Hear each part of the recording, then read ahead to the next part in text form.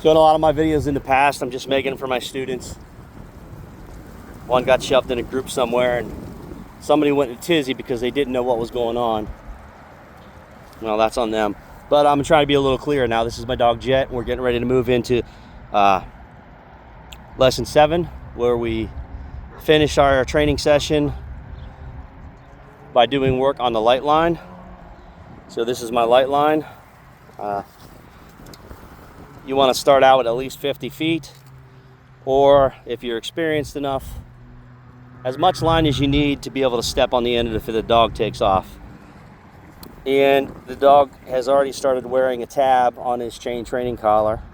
So this is going to be dangling off, and we're going to attach the light line to the tab, and then the leash will be also attached to the bridging link. A foot to 18 inches down is another loop, and the leash will be attached to his chain collar.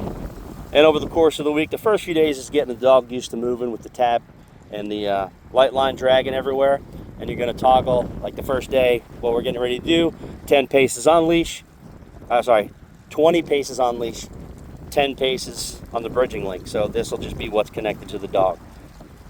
And you're going to continue that until eventually the dog is just dragging the line, you're not connected to them, and the pace count differs, blah, blah, blah. So let me go hook this up to the dog and get started.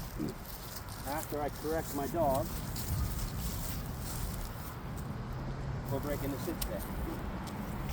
I'm going to run this out.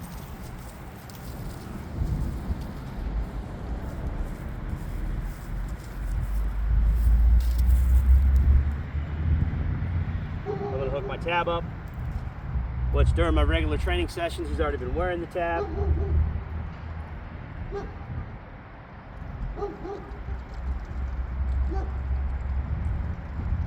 I will hook the light line in a very easily removable knot to the tab.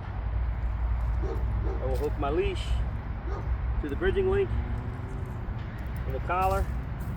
We're going to do 20 paces, and while I'm praising the dog, I'll unhook it, and we'll just be on the bridging link, which goes from the tab out to the collar for 10 paces and back.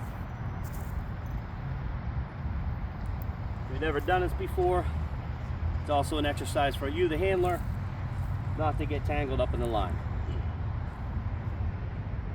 Jett, heel.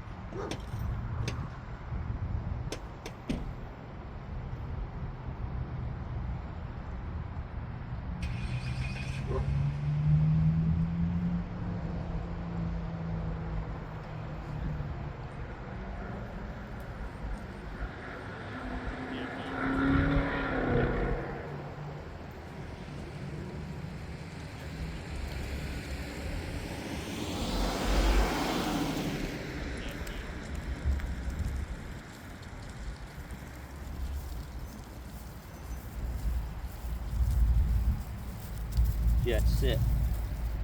Then after you've done it a few days of going in a straight line, you can start incorporating turns. Just be mindful on how you turn so that your line doesn't get tangled up in your feet. Changing the pace, going from, again, collar to bridging link, back to bridging link. Jett, heel.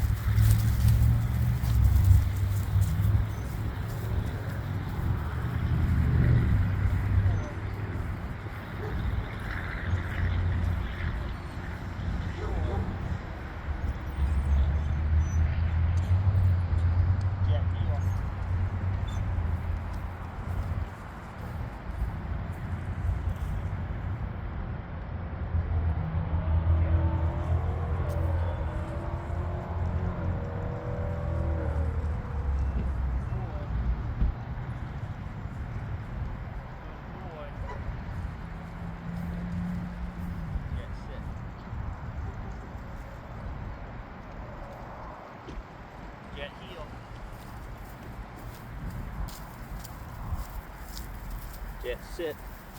Now as you're working on the bridging link, you're gonna have to change your leash grip a little bit so that it's not all flibby-flobbity, getting tangled up in your feet.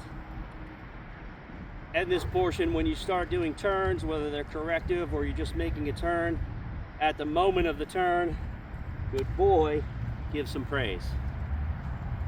Don't use the praise to get the dog to turn with you. Don't necessarily give the praise after the dog turns with you at the moment of the praise. Jet, heel.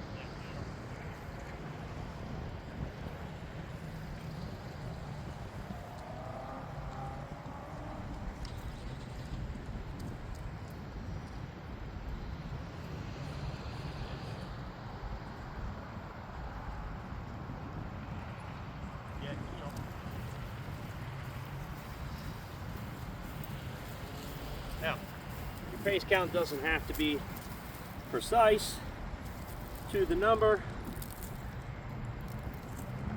Your dog's not sitting there counting. Jet, stay.